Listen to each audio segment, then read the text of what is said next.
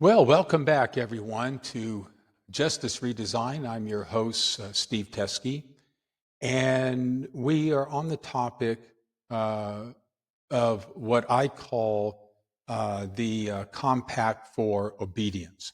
And it flows from an essay published in the New York Times, and it was written by Mark Rowan, who, by the way, is I am very impressed with him. He is very gifted, has really great credentials in the world of economics and finance. But this particular essay is where he is, in my opinion, trying to frame President Trump's concept of compacts for academic excellence that he's pushing on the universities that they will continue to get their grant money provided that they tailor their speech or they limit their speech. And one in particular, as I discussed in episode 1, is that they cannot punish conservative thought. And the thing is that there really is no good way to rationalize it. I mean, he is a good writer. His essay is well written. But there's a number of constitutional flaws, and that I'm pointing out in this series of episodes. So in episode 1, I just made the introduction. Here in episode 2, I'm beginning to lay the concrete and the foundation. It's where we take a constitutional doctrine deep dive. Okay, so let's roll up our sleeves and do that one thing that Mark Rowan forgot to do, and that is read the Constitution. Of course, I'm adding some humor, a little sarcasm to this, but albeit I'm sure he read it, but there's a difference between the world he works in and lives in and has so much talent in compared to the world that I live in, involving interpreting the Constitution and making decisions involving the law and applying the law to facts. And in this case, I just really think that if you're going to write an op-ed in the New York Times about free speech, that you might want to check in with the document itself that invented the concept in American law. And, it's the one that's written in parchment and not on, Apollo Global Management letterhead, which he founded some time ago and is doing very well with it. Very well. So let's talk about the very first constitutional doctrine. And there's a number of them.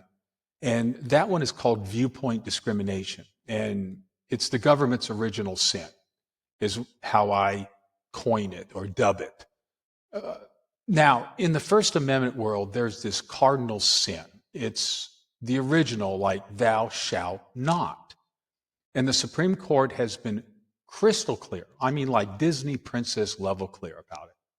And that is the government may not favor or disfavor speech because of the ideas it expresses.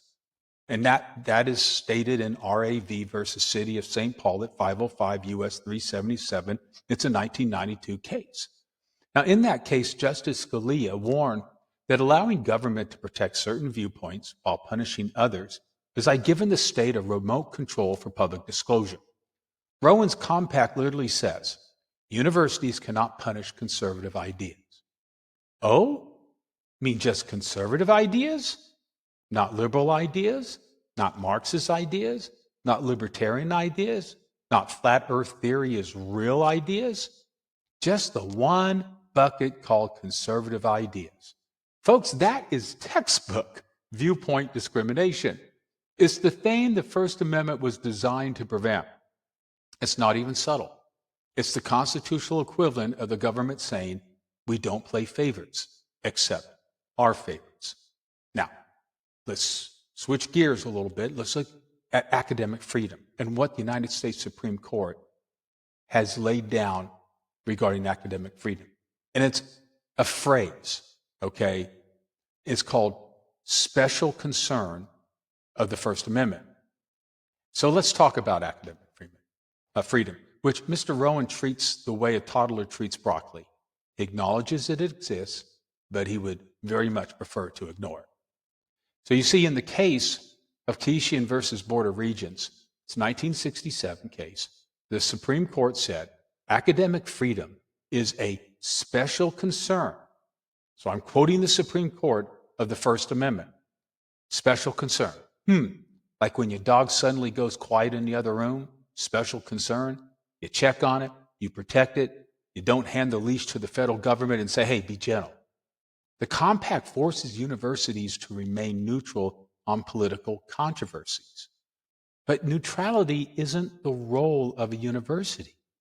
Universities are supposed to produce thought, not suppress it. That's literally the point of universities. Imagine telling a physics department, hey, you can't take a position on climate change because you see it's political. Or telling a civil rights historian, hey, let's tone down the civil rights opinions. It's too spicy for Washington. And then academic freedom means faculty, researchers, and institutions get to decide what is intellectually valuable, not the President of the United States. The compact replaces academic judgment with political obedience. And the First Amendment doesn't allow that. Okay, let's take a look at another very important doctrine in First Amendment free speech, and that is the unconstitutional conditions doctrine, the government's favorite loophole that really isn't a loophole. Here's where Rowan gets full executive privilege meets private equity. He says universities don't have to comply with the compact. They can just decline federal funding. No big deal. Sure, and I don't have to drink water, right? I can just decline hydration. This is why we have the unconstitutional conditions doctrine, a beautifully nerdy rule that says the government can't force you to give up a constitutional right in order to receive a public benefit. Public benefit? Well, like Pell Grants, research funding, student loans, VA benefits, disability services, all of which flow from universities. And constitutional right? Well, let's see, what are we talking about there? Speaking, teaching, thinking, writing, debating, arguing, existing intellectually as a free human being, all the things that universities do, it is their lifeblood, they must do. You see, the government can't say, we're not censoring you, we're just removing 40% of your operating budget. Now, your move. That's not a choice. That's extortion disguised as a grant application. The Supreme Court has blocked this kind of thing for decades. Cases like Perry versus Sinderman, Spicer versus Randall, FCC versus League of Women Voters, Agency for International Development versus Alliance for Open Society International, all say the same thing. You can't make funding contingent on speech obedience.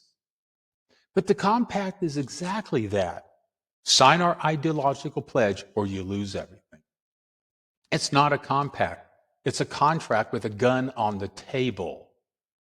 Now, another concept, government neutrality. Not the kind that Rowan means. Rowan uses the word neutrality the way fast food commercials use the word wholesome, with confidence and zero relationship to reality. Government neutrality in the First Amendment context is a very specific meaning.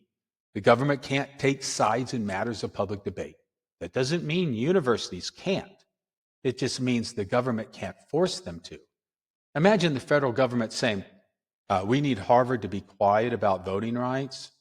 And, Yale, no more commentary on immigration. And then you, Stanford, tone down the AI ethics. It's making us nervous. You see, folks, that's not neutrality. That's autocracy with good branding. Now, one thing we really need to talk about, and it's the words in the First Amendment related to free speech, and it begins in its first sentence, Congress shall make no law. This is the part Rowan's essay politely skipped. Congress shall make no law abridging the freedom of speech. Not shall, except on Tuesdays, not shall when the president wants calmer campuses, not shall unless a billionaire CEO writes a persuasive op-ed. Think about it. Shall make no law. I mean, this is not rocket science, folks. Its meaning, the government cannot tell universities what they can say, cannot say, or must remain silent about. Full stop. No fine print, no shareholders meeting, no compact needed. So the constitutional doctrine is very clear on 4 points. Number one, you can't punish speech based on viewpoint. You can't gag academic institutions. Number three, you can't trade money for rights. And lastly, number four, and you cannot force neutrality by threatening financial ruin. That's not neutrality. Which brings us to the next question. Not, is it constitutional? Because, well, it's not. But why? Why is the administration using economic grievances to justify ideological control? You see, because the economic arguments in Rowan's essay aren't constitutional arguments. They're the distraction, the smokescreen, the shiny object to keep you from noticing the First Amendment being quietly smothered with a pillow. Now, coming up in episode 3, we're going to look at why Trump's proposed compacts for academic excellence with the universities is in reality a Trojan horse. All right, ladies and gentlemen, thank you for listening. I look forward to talking to you in episode 3. And so until then, be safe and take care. Bye now.